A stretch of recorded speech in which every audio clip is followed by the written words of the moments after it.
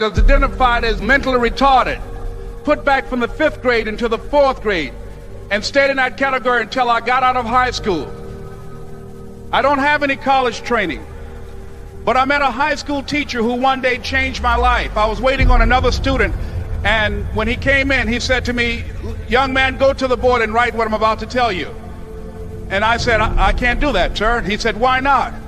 I said, "I'm not one of your students." He said, "It doesn't matter, follow my directions now." I said, "I can't do that, sir." He said, "Why not?" I said, "Because I'm educable mentally retarded." And he came from behind his desk and he looked at me. He said, "Don't ever say that again. Someone's opinion of you does not have to become your reality." And as he talked, my heart began to beat fast.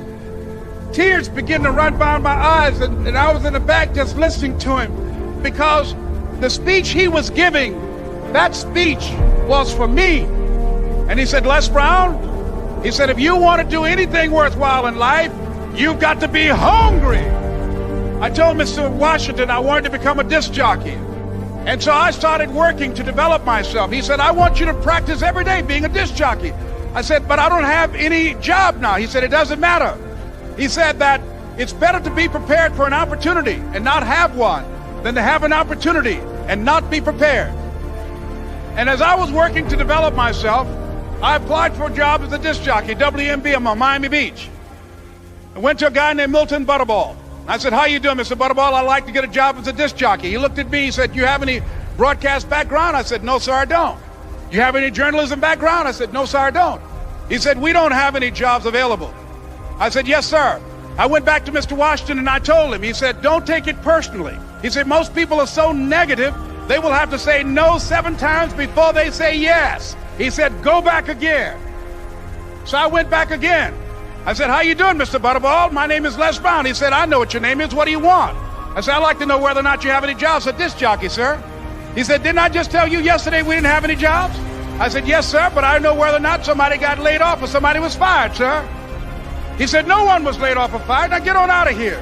I came back the next day like I was seeing him for the first time. I said, "Hello, Mr. Butterball, how are you?"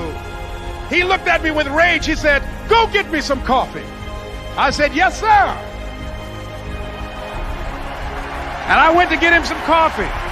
After a while, I would give their lunch and dinner, and I would go in the control rooms and take the disc jockeys their food, and I would not leave until they would ask me to leave. One Saturday afternoon, while I was at the radio station, a guy named Rock was drinking while he was on the air. I was the only one there, looking at him through the control room windows, walking back and forth, young, ready, and hungry. Pretty soon the phone rang, and it was the general manager. And I answered the phone. I said, "Hello?" He said, "Les, this is Mr. Klein." I said, "I know." He said, "Rock can't finish his program." I said, "I know." He said, "Would you call one of the other DJs in?" I said, "Yes, sir."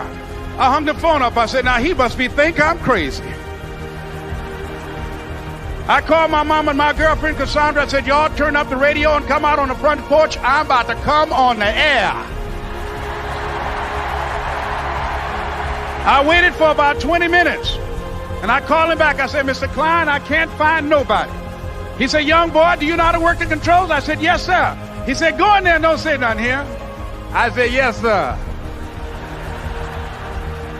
I couldn't wait to get behind those controls. I put on an old Stevie Wonder record called Fingertips. I sat down behind that turntable. I said, "Look out, this is me, LB Triple P, Les Brown, your platter playing papa. There were none before me, and there will be none after me. Therefore, that makes me the one and only. Young and single and love to mingle, certified, bona fide, indubitably qualified to bring you satisfaction, a whole lot of action. Look out, baby, I'm your love man." I was hungry.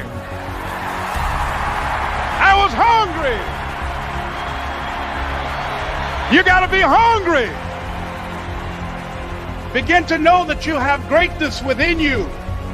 And if just one of you here begin to envision yourselves as being blessed and highly favored to reach your goals, if just one of you capture the essence of what that means, that you have greatness within you and a responsibility to manifest that greatness, that you can make your parents proud, you can make your school proud, You can touch millions of people's lives, and the world will never be the same again because you came this way. It was hard, ladies and gentlemen, coming to speak to people. And I was facing financial difficulties in my own life. I was behind on my bills and my dreams, and I'm saying to them, you can live your dream. It was hard, ladies and gentlemen. It was very difficult to pick myself up each day believing that I could do it. There were times that I doubted myself. I used to ask myself, can I do this? And something said within me, you're the one. Don't give up on your dream. By continuing to push forward, by continuing to run toward my dream, that one day I would have my own talk show. It's a long shot, ladies and gentlemen, from Liberty City, an abandoned building on a floor, never knowing my mother or father. It's a long shot. Being here with you today in this dome in Atlanta, it's a long shot. No college training, labeled educable, mentally retarded, but I kept running toward my dream. Don't stop. Don't stop running toward your dream.